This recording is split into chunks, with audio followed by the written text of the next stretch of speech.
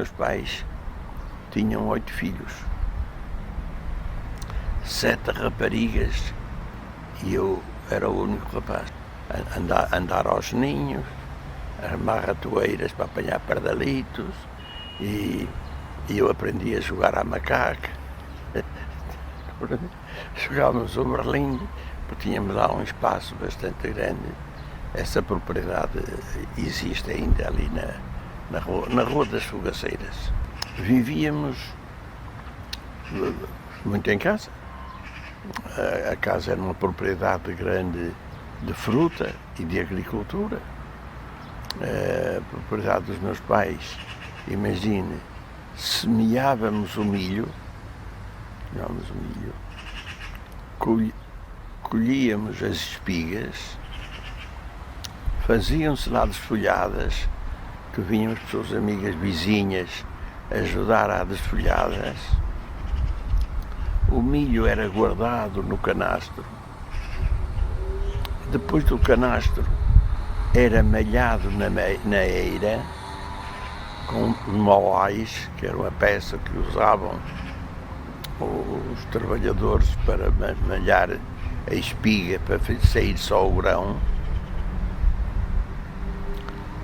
O milho em grão ia para o moinho, porque havia lá moinhos com essa água que vinha do rio Caster, um desvio do rio Caster que passava pelo meio da quinta. Portanto, o milho era moído. Depois de moído, temos a maceira para fazer o pão, para amassar a massa. Ficava sempre um quarto crescente da fornada anterior, que era para misturar com a nova fornada, e ia para o forno, porque também lá havia forno de cozer, que ainda existe, esse forno ainda existe. Forno de cozer, de maneira que nós tínhamos, desde o grão ao pão, era tudo ali produzido. As amigas que vinham estavam ao redor do monte das espigas e iam desfolhando, e as senhoras iam conversando e tudo. E eu ia um abraço às pessoas todas quando se encontrava o milho rei. Acontecia, especialmente a parte da Ribeira. A parte da Ribeira era a parte mais baixa.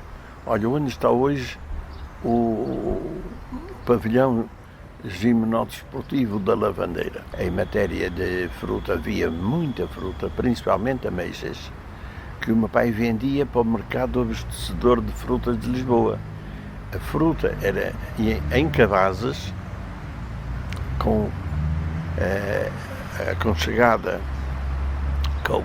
com ervas e tudo isso, para não a machucarem, e iam para despechadas, iam num carro de bois para a estação do caminho de ferro de Valvolga, e da estação do caminho de ferro de Valvolga seguiam então para Lisboa. Os rendimentos, o meu pai morreu quando eu tinha 14 anos, num desastre de automóvel, e a minha mãe pôde educar os filhos com os rendimentos da terra e o rendimento de alguns pinhais que possuía, porque nesse tempo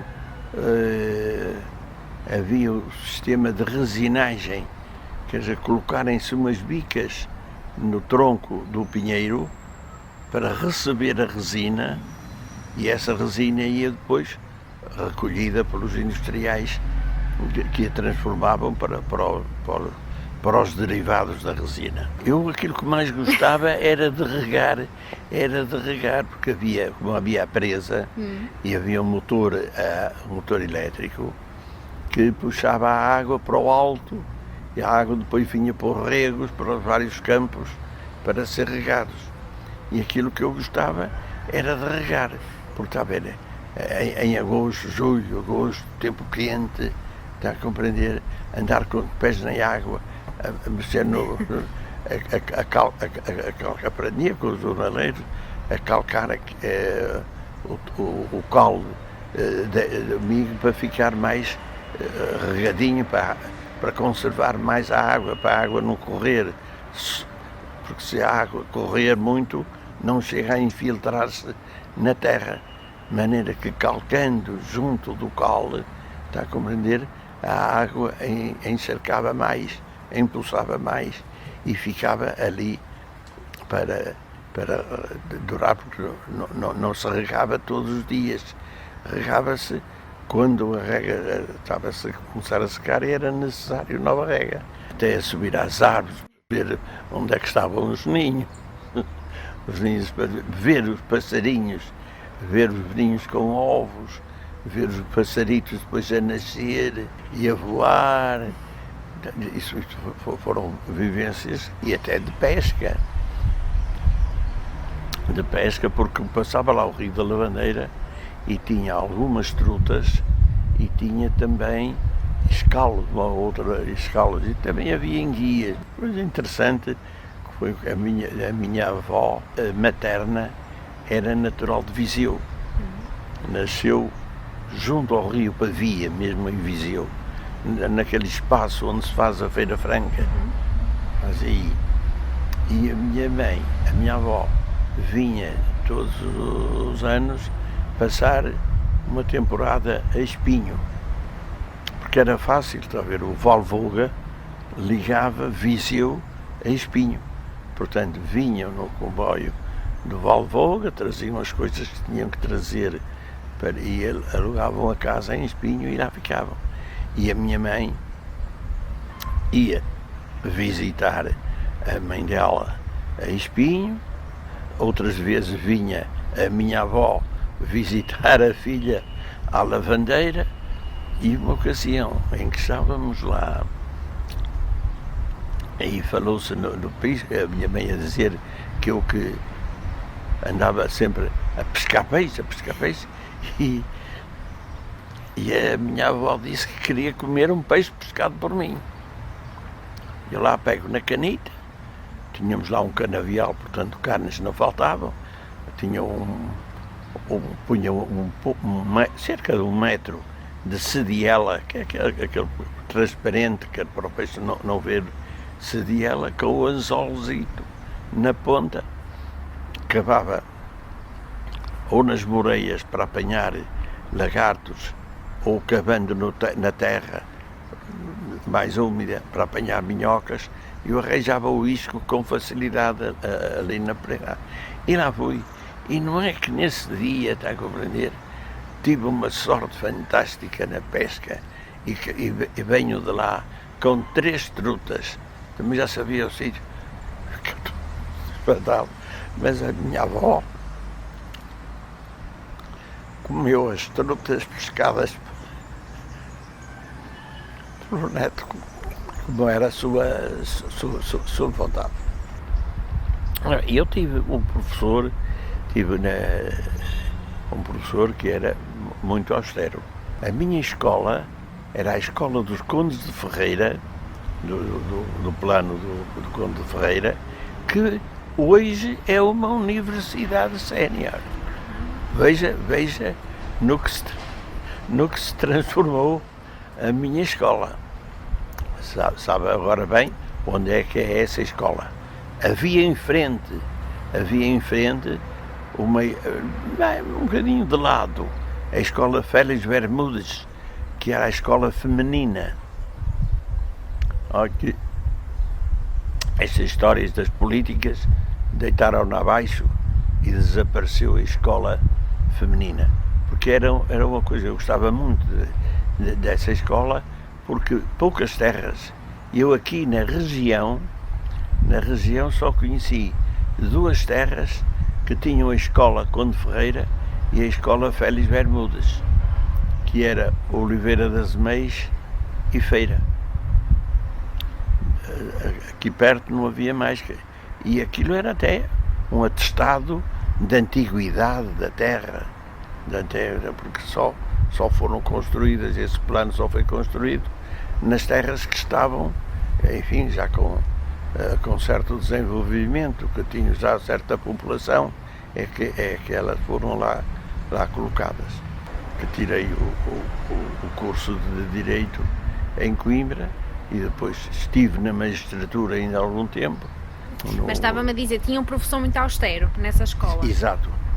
Enfim, e a gente tinha receio, porque de vez em quando naquele tempo lá vinha a sapatada, lá vinha, e ele não distinguia, era a todos. Levei algumas, levei. Portar mal, ninguém se portava mal na aula. Ou era por não responderem certo, ou por dar erros no ditado, está a compreender, ou por errarem as contas. E ele entendia que um dos métodos para ensinar que era a bater. Hoje nem o pai pode bater no filho. Veja a evolução que a coisa teve. Preparatória só havia o magistério primário. Não havia nem a escola preparatória, nem o liceu, nem o curso complementar de liceu. De maneira que eu tive que sair da feira para poder estudar. E então o primeiro ano fui para Espinho, como aluno interno. E da feira também iam vários alunos para Espinho. O Manuel Plácido, que tem aquela loja lá embaixo, muito conhecida, também andou no Colégio São Luís em Espinho, e outros moços em Espinho. Como tinha 3 irmãs a estudar em Oliveira das Meias, a diretora do colégio, a dona Adília, convenceu os meus pais a que se o menino também fosse para Oliveira das Meias, como eram 4 filhos, 4 irmãos a frequentar, que faria um preço especial, coisa que eu pago lá. E assim, no ano seguinte, eu fui para Oliveira das Meias. Já ia no comboio de Valvoga, que apanhava às 8 horas aqui na estação da Piedade e que me obrigava a levantar às 6h30, 7, para preparar tudo e telerealizar e ir para o comboio, às vezes a correr, às vezes o silvo do comboio na zona ainda estava no cavaco e eu julgava que já estava perto por causa do vento e lá tinha que ir a correr para apanhar o comboio. Nessa altura é que eu gostava muito de ler, e passava até, porque parte do comboio ia quase sozinho, havia moços que iam para a Escola Industrial de Oliveira das Meias, mas para o colégio ali da feira, a princípio era eu, depois só entrava em Arrifana um moço, o Anírio, entrava em Cucujens, entravam outros moços, aí já começávamos a formar um grupinho. Mas naquele período em que eu estava sozinho, eu gostava muito de ler. De maneira que, imaginem que eu cheguei os poemas e textos que vinham na seleta literária, sabia todos de cor. Os poetas os que vinham na seleta, não era eu que os escolhia. Via o Camões, o Sá de Miranda, Nicolau Tolentino, Almeida Garrett, Alexandre Herculano, um que acho muito, acho-lhe graça, porque era um poema de crítica social, do Nicolau Tolentino. Chaves na mão, melena desgrenhada, a mãe ordena que o furtado colchão fofo e de pena o ponha ali a filha ou a criada. A filha, moça esbelta e esperaltada, responde com voz meiga que o ar serena: sumiu-se-lhe um colchão, forte pena, vá lá, não fica a casa arruinada. Tu ousas disto? Tu julgas que por o teu pai estar embarcado já a mãe não tem mãos? E dizendo isto, arremete-se-lhe à cara e ao penteado. Eis-se não quanto, caso nunca visto, calha o colchão de dentro do tocado. Gostava de ler, gostava de compreender, e li muito os textos, e isso era o gosto, era o gosto. De maneira que foi este gosto pela poesia, pela leitura, que fez nascer em mim o gosto pelas letras, porque na altura não se falava em direito ou medicina, era letras e ciências. E havia, depois do quinto ano, havia o curso complementar de letras ou complementar de ciências. E eu queria seguir letras.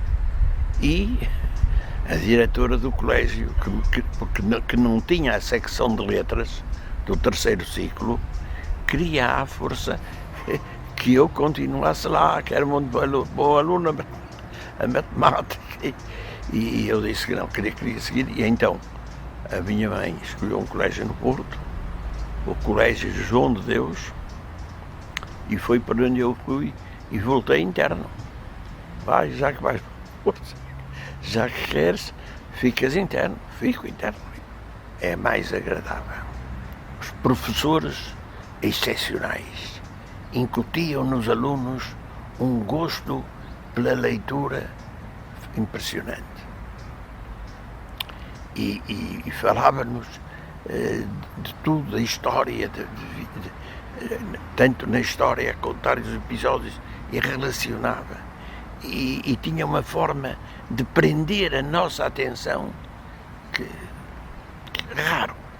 De maneira que esse professor, Álvaro de Sá Dona Esboto Bordalo, era dos maiores bibliófilos do país. Começou também a mostrar-nos o gosto. Foi por ele que eu soube que Ferreira de Castro era de Ocela Oliveira das Meias. Foi por ele que eu soube que o Manuel Laranjeira era de Moselos, Santa Maria da Feira. Talvez eu tinha andado por aqui tudo e nem sabia que havia um escritor com certa nomeada Manuel Laranjeira. E isso veio a ter muita influência no futuro. E falava-nos de tal maneira de Fernando Pessoa e criticava até jornalistas que dizia ele que era errado o que eles estavam dizendo, não conheciam verdadeiramente a obra do Fernando Pessoa, e ele falou de tal maneira que eu fiquei um apaixonado por Fernando Pessoa. De maneira que comecei a comprar livros, a ler livros de Fernando Pessoa, e isso também teve muitos reflexos no futuro. Em Coimbra já lá estavam vários rapazes mais velhos que eu, o Sousa Lama, estava o doutor Domingos da Silva Coelho, que foi presidente da Câmara da Feira, natural de Fiães. Estivemos a viver na mesma casa. Eu fui para onde estava o núcleo feirense, porque eu não conhecia ninguém. Havia aquela coisa da praxe, de cortar, do corte de cabelo e levar nas unhas aos estudantes que andassem a certas horas fora de casa, de maneira que eu procurei acolher-me. Era o gosto das letras, portanto fiz o curso e gostava do direito, porque por um lado aqui era uma comarca, tinha advogados distintos aqui da comarca, desde o Dr. Alcides, o Dr. Alcior, o Dr. Roberto Vaz de Oliveira, o Dr. Joaquim Inácio da Costa e Silva, o Dr. Ferreira Soares. Havia aqui uma pleia de advogados que muitos deles até conhecia do café, de tudo isso que preparavam. Olha onde está agora os vossos serviços, era lá o Café Coimbra. Funcionava lá o Café Coimbra, que tinha até bilhar, e onde às vezes se ia, e aqueles jogos de matrecos. Nós, estudantes em férias, era lá que nos metíamos e conhecíamos essas pessoas. Eu já lhe referi que perdi o meu pai quando tinha 14 anos. E portanto, eu tive consciência de que me tinha que agarrar aos livros para para ser alguém. Porque senão estaria noutro serviço qualquer e isso fez-me vontade de estudar. Na Rua da Matemática ficava a República dos Incas, onde eu estive no meu último ano de Coimbra, estive numa república. Também dava-me muito bem com rapazes que lá estavam, alguns poetas que escreviam versos, eu gostava de falar com eles também sobre isso e de sair também às vezes à noite. Havia um que cantava muito bem e iam fazer serenatas aos lares onde estavam as meninas. Mas essa vivência de Coimbra e até ao Penedo da Saudade também gostava também de viver isso, porque já me sentia seguro do meu curso. Nunca reprovei a cadeira nenhuma, nunca perdi ano nenhum. Felizmente o curso correu-me bem. Quando acabei o curso,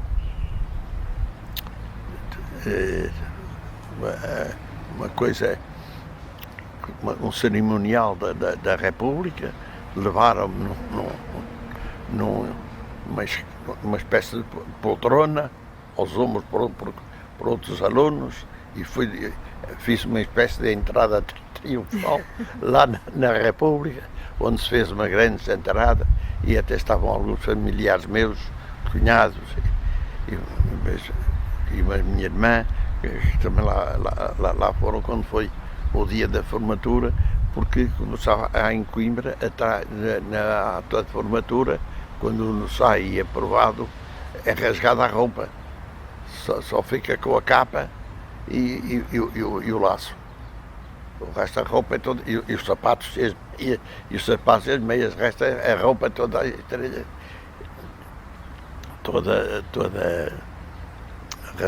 rasgada.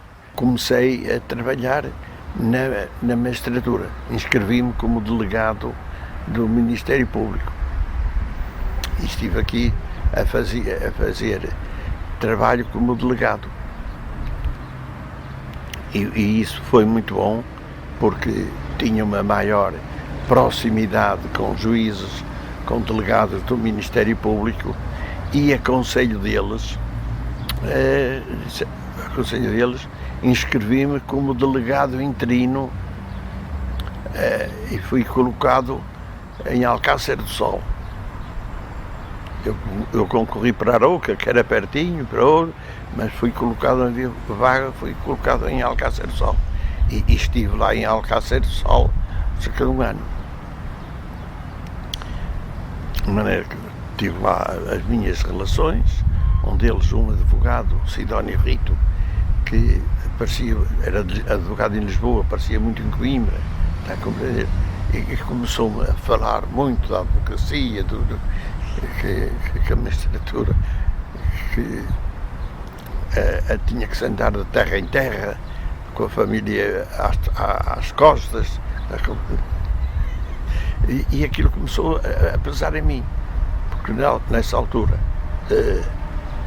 já namorava com a Maria da Graça e estar a ideia, portanto, ela a tirar o curso de matemáticas.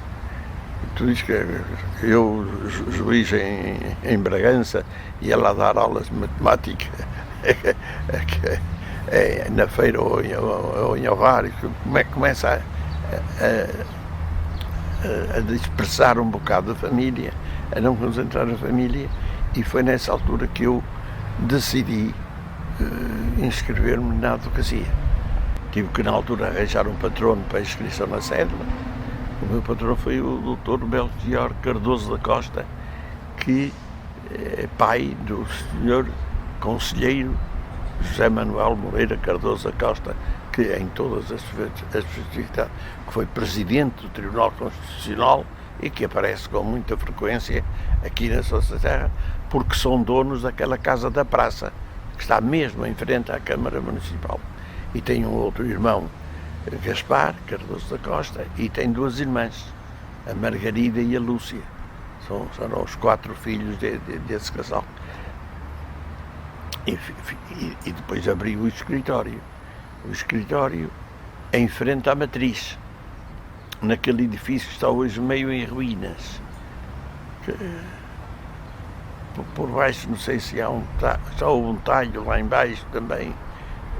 Mesmo em frente à Matriz, há uma entrada onde passa o Rio Caster. Há aquela ponte onde passa o Rio Caster, aquele prédio ali à esquerda. Que agora até parece-me que são lá guardadas as vestes da viagem medieval e tudo isso, para vestir as personagens. Foi aí que tive o escritório durante muitos anos. Inscrevi-me em 1960. A minha cédula profissional é de 1960. E cancelei, quer dizer, pedi a reforma, aí que é 2010. Portanto, 150. Não, em 2010 ainda estava em pleno exercício, porque fui à Ilha da Madeira, onde houve a comemoração dos advogados que faziam 50 anos, e eu fui também lá e tenho o diploma e a medalha que me deram dos 50 anos de exercício da advocacia. Portanto, por 50 anos. Muito tempo. Que exercia a advocacia. Mas é uma profissão que, quando se gosta, gosta-se mesmo. Está a compreender? Houve uma circunstância que julgo que me foi favorável. Era nomeado juiz, nomeava-me defensor oficioso, que era aquela pessoa que é nomeado, para quem não tem advogado, é nomeado defensor oficioso. E eu ia fazer, e eu levava aquilo muito a sério. Era o único advogado que aqui havia novo a fazer esses serviços, de maneira que eu aparecia e não só isso, como também estudava, ia ver o processo todo para conhecer os processos, para conhecer os processos, ia falar com os indivíduos quando às vezes estavam presos, ia falar com eles para saber o que fazer. Interessava-me, porque era uma forma de ocupar o meu tempo, de estar ocupado e de ir aprendendo e de ir adquirindo experiência. Porque todas essas circunstâncias fizeram com que minha casa, em Coimbra, colega de curso do professor Mota Pinto, que chegou a primeiro-ministro, o professor Mota Pinto. E dava-lhe muito bem, porque frequentávamos muito, às vezes, quando eu estava já na Rua das Flores e na Rua da Matemática, a Praça da República era muito perto. E depois, esta circunstância, eu chamava-me Celestino de Oliveira e ele Carlos Alberto. Quer dizer, estávamos na mesma bancada. Estava o Carlos Alberto da Mota Pinto, o custódio, o Valdino Miranda, que era um indiano, também pela letra C, o Carlos Orteival, que era os da letra C. Estávamos ali na mesma maneira que isso criava também mais proximidade, porque havia muitos alunos, centena e tal de alunos no primeiro ano da faculdade, de maneira que convivíamos. E eu recebo um telefonema dele, após o 25 de Abril, a falar-me do PPD. E mandou-me uma papelada que tinham feito, que eram as linhas programáticas do Partido Social Democrata. De maneira que, com aquilo, abri numa sala que estava vaga ao lado do meu escritório, abri lá a sede, uma sede do PC. Digamos assim que falei depois com várias pessoas, mas quase que fui o fundador, digamos assim, aqui na feira. Comecei todo com o Ângelo Correia a fazer essas palestras, a pregar a sociedade. E, portanto, como fiquei assim muito ligado, chegou à altura, cheguei a pertencer à Comissão Política Distrital, e eu e uma senhora, Dona Maria do Carmo, para as autárquicas em 76, foram as eleições, parece que foram em 76, juro que não estou enganado na data. E ao prepararmos do núcleo conselheiro que tínhamos, também havia colegas de partido que queriam que eu fosse candidato à Câmara. Disse, nem pensem nisso, porque há esta regra, os advogados não podem, ou melhor, o Presidente da Câmara não pode exercer a advocacia. De maneira que se acontecesse ser eleito, tinha que fechar o escritório. Tinha que fechar o escritório de advogado. De maneira que nem pensar nisso. E todos fomos unânimes em escolher o Dr. Aurélio Pinheiro. Uma campanha terrível. Terrível porque, está a ver, com o Partido Comunista, agitador como sempre. Sim, até a perturbar os comícios dos outros partidos. O Partido Socialista, que era um partido forte, porque tinha o Dr. Alcides Terrestre Monteiro, era o líder já com bastante idade, com 60 e tantos anos, e portanto era um indivíduo de muito prestígio, um advogado distinto, muito prestígio, de maneira que havia muita gente que se filiou no Partido Socialista e que se tornou socialista em homenagem ao Dr. Alcides, porque convencidos que o Dr. Alcides que ganhava a brincar. Mas o Dr. Alcides já tinha sido eleito deputado para a Constituinte, que foi as primeiras eleições foram para a Constituinte, e ele foi eleito deputado para a Constituinte. De maneira como estava deputado na Constituinte, descurou um bocado, digamos assim, as autárquicas. Ou estaria convencido que, pelo seu prestígio e por ser deputado às Constituintes, que as eleições estavam ganhas. E tinha rapazes aqui da feira, jovens, que estavam a fazer a campanha por ele. A verdade é esta. Estava a luta, para e passo, renhida, está a compreender-se, sem se saber quem é que ia ganhar, quando veio o resultado de Argoncilha. Foi o resultado da sua terra que decidiu a vitória do PSD. E assim o PSD ganhou as eleições em 76. Eu fazia parte da lista como número 2.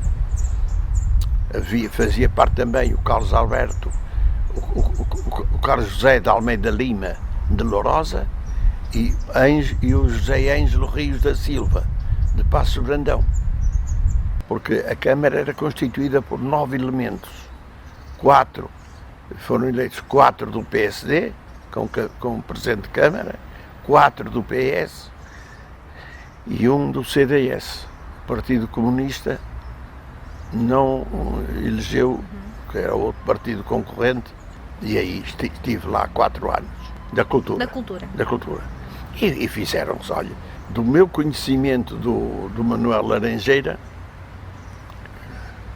no meu 6º, 7º ano pelo professor Álvaro Bordal, do meu conhecimento dele, aconteceu que em 77 ocorria o centenário do nascimento de Manuel Laranjeira, em 77. Um centenário do nascimento de um escritor feirense tem que ser comemorado. E foi assim que se expôs o assunto na Câmara.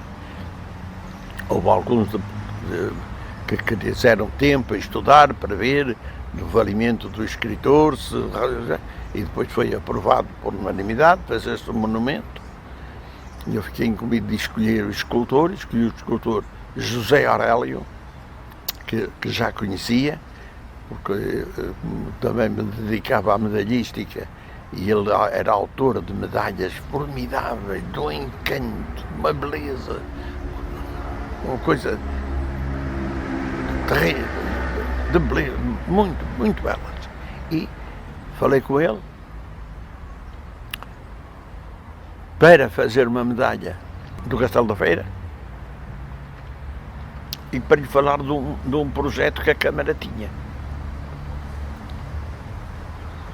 E ele veio para ver o castelo, marquei o encontro com o Dr. Roberto Vaz de Oliveira, que vivia na Quinta das Ribas, era o proprietário da Quinta das Ribas, atrás do castelo, e fomos ao castelo com o José Aurélio, e ele lá colheu os seus elementos para fazer a medalha, e essa medalha hoje é conhecida como a medalha da seteira.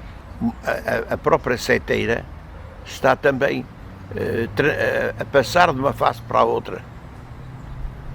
Portanto, há como que o desenho da seteira passa a espessura da medalha toda. Então foi realmente uma medalha, e em que pôs ao redor da medalha o nome de todas as freguesias, mas em letras como se fossem bordado.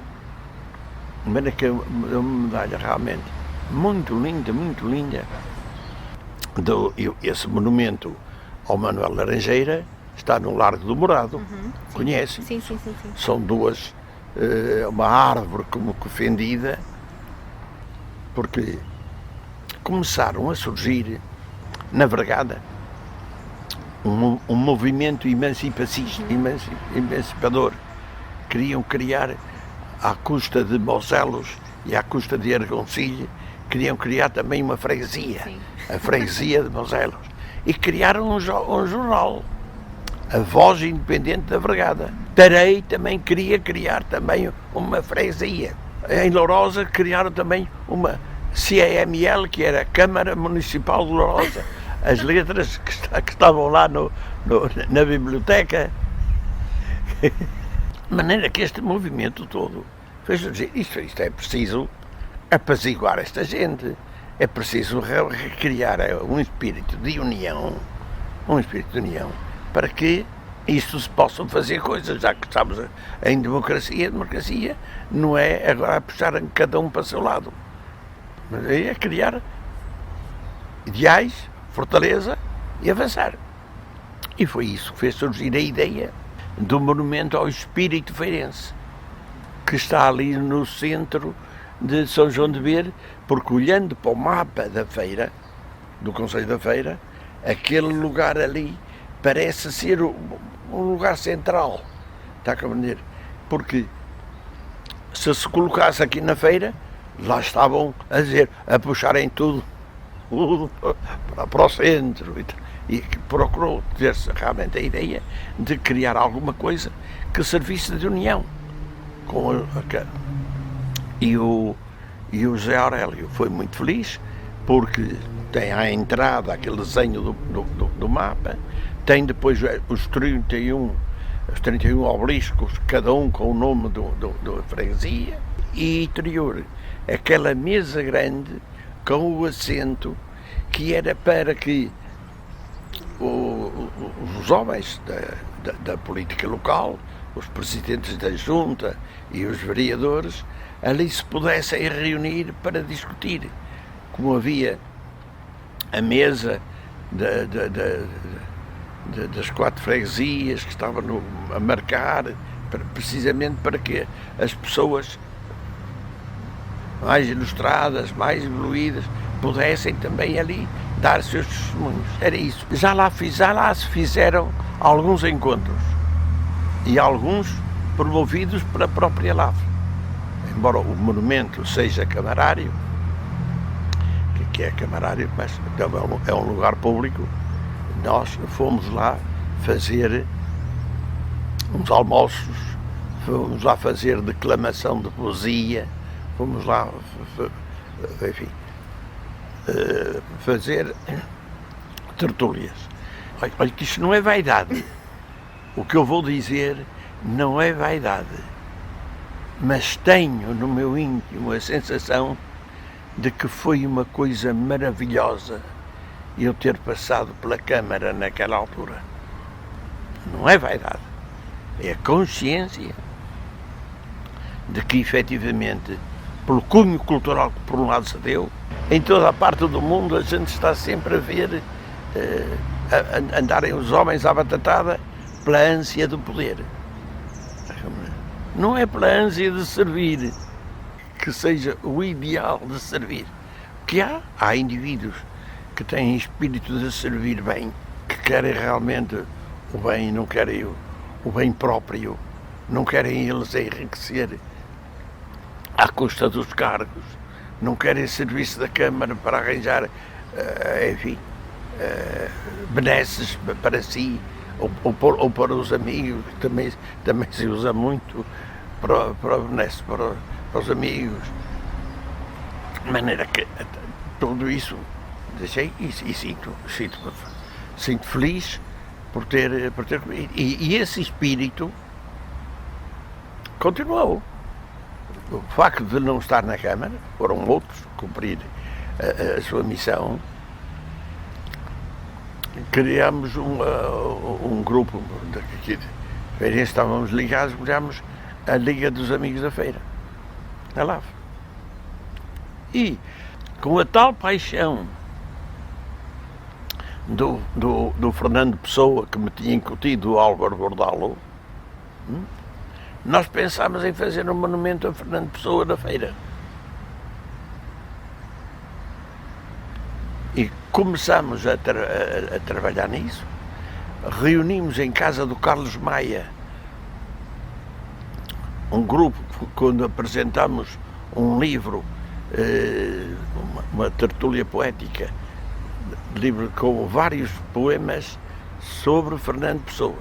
Aquele livrinho só tinha poemas de vários autores sobre Fernando Pessoa.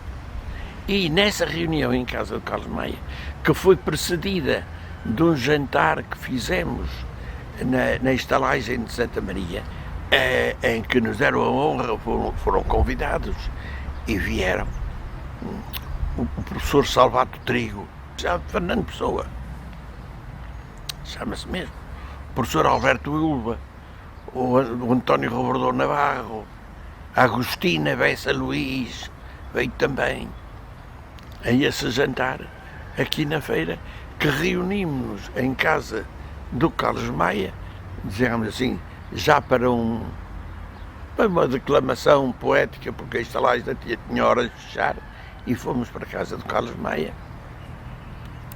E aí lançou o Salvador a ideia de fazerem um monumento a Fernando Pessoa. Estávamos em 82, porque estava-se a aproximar o centenário de Fernando Pessoa, que era em 88, o centenário do nascimento.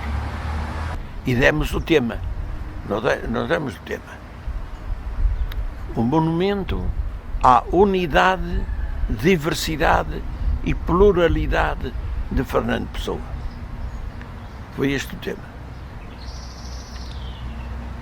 Que saiu inspirado num livro de Jacinto Prado Coelho de Lisboa, mas para uma escultura, o Aureliano Lima, que era vindo de Gaia, fez um monumento e ele, naquele conjunto,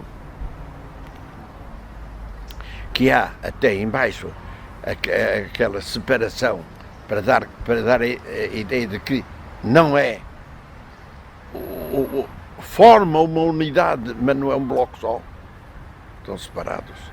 Depois a unidade, a pluralidade são os vários elementos que compõem o monumento, uns maiores, outros mais pequenos, dá a unidade de pluralidade deles. E dá também a diversidade pelo seu tamanho mais saliente, De maneira que nós vimos que, embora não tivesse lá o Fernando Pessoa, isso é a legenda que se pôs na base, no plinto onde ele foi erguido, que aquilo realmente dizia a unidade, a diversidade e a pluralidade de cada um daqueles elementos. E fez uma coisa espetacular. Talvez são 7 toneladas de bronze de que ali está. Nós temos o filme disso.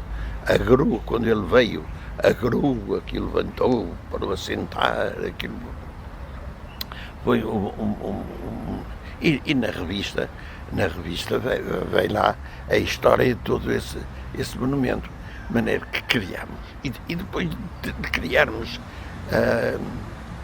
o monumento ao Fernando Pessoa, fizemos várias tertúlias a falar de Fernando Pessoa, a declamar Fernando Pessoa, até que a certa altura, como convidávamos oradores para virem falar sobre Fernando Pessoa, dar a sua versão, para criarmos realmente assim um núcleo forte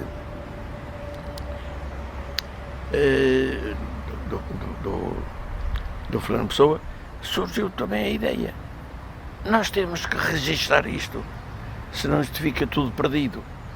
Vêm uns resumos nos jornais, uma notícia do jornal, e perde-se. Ninguém mais vai ler isto. E foi quando surgiu, andava-se nessa altura a falar com a criação de Santa Maria da Feira, em vez da antiga Vila da Feira, e nós achamos piada de recuperar o topónimo antigo, mas recuando mais no tempo, à Vila da Feira como ela se escrevia no princípio do século, com 2 L's e tudo. E assim surgiu a revista Vila da Feira, que nós não quisemos que se circunscrevesse exclusivamente à cidade em si, mas que abrangesse toda esta região, a chamada antiga Terra de Santa Maria. E é por isso que a revista se chama Vila da Feira, Terra de Santa Maria, porque abrange, portanto, de entre o rio Volga, o rio Douro até ao Volga. Era um organismo apolítico. Isso não queríamos que fosse tomado por nenhum partido político, que não houvesse infiltração política, que a certa altura estava desmerecido, estava na posse de um, e a política cria muitas divisões, cria muitas cisões.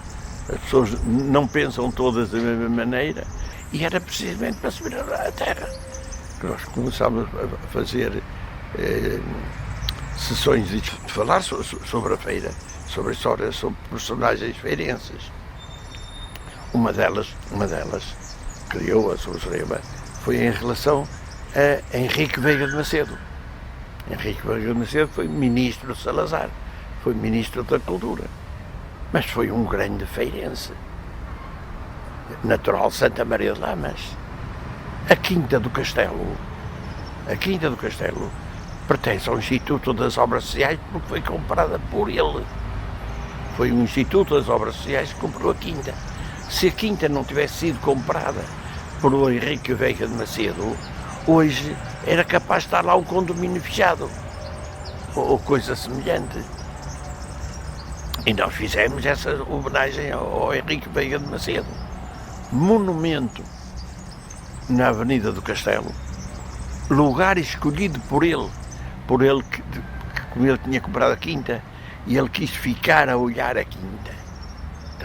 E isto é bonito, ele a olhar a Quinta. E pusemos também um monumento em Santa Maria de Lamas.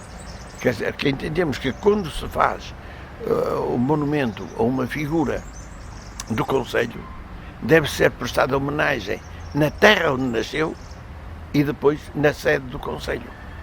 Como também ao Roberto Vaz, o monumento que está ao Roberto Vaz, também na subida do Castelo, naquela curva onde dá agora a entrada, quase de frente para aquela escadaria nova que se pôs para a entrada. está lá o monumento ao Roberto Vaz. Quer dizer, começamos o nosso trabalho pelas personalidades que tinham prestado serviços à terra. Está a compreender? E homenagear aquilo que era as pessoas do regime de Salazar, queria, mas isso também é interessante porque estimula e dá força. Está a compreender? A escola secundária da Feira chamava-se Henrique Veiga de Macedo. Era o nome dessa escola. A pretexto de que estava ali o monumento a Fernando Pessoa e que havia núcleo de pessoano muito forte na Feira e está lá um ministro, que nem sei quem foi, nem interessa, tira o nome de Henrique Veiga de Macedo da escola e passou a chamar-se a escola Fernando Pessoa, que está agora lá embaixo, no edifício novo. Sabe o que é que nós fizemos? Há um moço muito conhecido aqui da nossa região, o Paulo Neves, encomendámos-lhe um outro monumento a Fernando Pessoa. Portanto, e como aquele monumento na escola cá em cima estava no exterior, agora vamos colocar o monumento no interior para o maior convívio dos alunos, para os alunos poderem conviver com ele e ver quem era. Está no interior, são 3 imagens, aquelas 3 imagens, foi também a LAF que colocou. Está a compreender? Portanto, procuramos fazer algumas coisinhas. É uma forma de vivermos, de nos entusiasmarmos, de nos reunirmos e de marcarmos os pés no caminho. Que também tem o seu interesse. Além de fundador, fui um dos fundadores, éramos salvo 7, foi uma reunião muito trabalhosa, mas em que trabalhámos numa equipa, perfeita coesão, porque até historicamente teve relevo. Noutras circunstâncias, nunca ninguém se lembraria da figura de Leónis. Leónis, que é citado num poema de Camões e que era natural da Feira, da família dos Pereiras. E nós criámos ali o Leónis para procuraram-se símbolos ou sinónimos, mas que dessem realmente a ideia das funções de cada um. Em vez de, por exemplo, se chamar ao que está à frente, chamar presidente, que era o que andava na moda, era presidente da República, presidente do Conselho de Ministros, presidente de Câmara, presidente de Junta, presidente disto, nós temos mestre. Mestre, quem é o mestre? É aquele que sabe, é aquele que ensina, é aquele que dirige, que vem desde as escolas primárias e tal. E procuramos assim nomes, mas tudo incluso a escolha do chapéu, a cor da capa, está a compreender? O próprio brasão, que representa também o forno e representa também o castelo, as esquinas, quer dizer, houve... Porque só estávamos a pensar nisso, só estávamos a pensar em confraria da fogaça que desse relevo, que desse prestígio, que desse... Isso, não havia politiquice nenhuma, não há cheiro nenhum a política, houve apenas esse espírito de servir. Uma das coisas que sinto orgulho ter feito foi constatar que na feira não havia nenhum pavilhão de ginásio esportivo. Não havia. Reunimos-nos na minha casa natal, na Lavandeira, uma série de pessoas para pensarmos nisso. E eu e a minha irmã Edith demos o terreno para a construção do pavilhão gimnasio desportivo. Demos esse terreno por escritura de janeiro de 1982 e tive o cuidado, porque a Câmara tinha a obrigação de pôr lá uma referência à dádiva do terreno, e eu falei com a minha irmã e não foi o nome de Celestino nem de Edith que lá ficaram. A placa que lá está diz mais ou menos isto: à memória de Maria de Jesus, homenagem a Maria de Jesus de Oliveira Martins Portela, que é o nome da minha mãe, homenagem dos seus filhos. Só 2 é que tinham dado o terreno, mas quis que englobasse todos, que a homenagem fosse de todos os filhos, porque nós éramos irmãos. Só estamos hoje 2. Olha, curioso. E eu e a Edith, os que demos o terreno da lavandeira para o pavilhão, só estamos 2 vivos. Os outros 8, a mais recentemente faleceu em 8 de novembro passado. E agora continua na LAF? Continua ativo na LAF? Continua... A revista está. A revista ainda continua a sair? A revista vai sair agora, o número 55, vai sair a LAF, mas neste momento sinto que não tenho forças para atividades de estar caminhadas pela sociedade. Já não sinto forças para isso, mas vou, principalmente em reuniões que venham cá os governadores, as figuras mais importantes, vou lá estar sempre presente. É evidente que digo maravilhas, não tenho. Hoje a feira vai tendo tudo. Veja, só supermercados ou supermercados tem 4. A Maria da Graça, para ir agora ao Lidl, vai a pé. Tem passadeira, tem tudo, passeio, vai a pé. Isto é uma terra que vai criando as condições. A única coisa de que me queixa é dos olhitos, um problemazito do coração, porque já fui operado, mas sim, feliz. 4 filhos, todos a cumprirem, 7 netos, de maneira que estou feliz.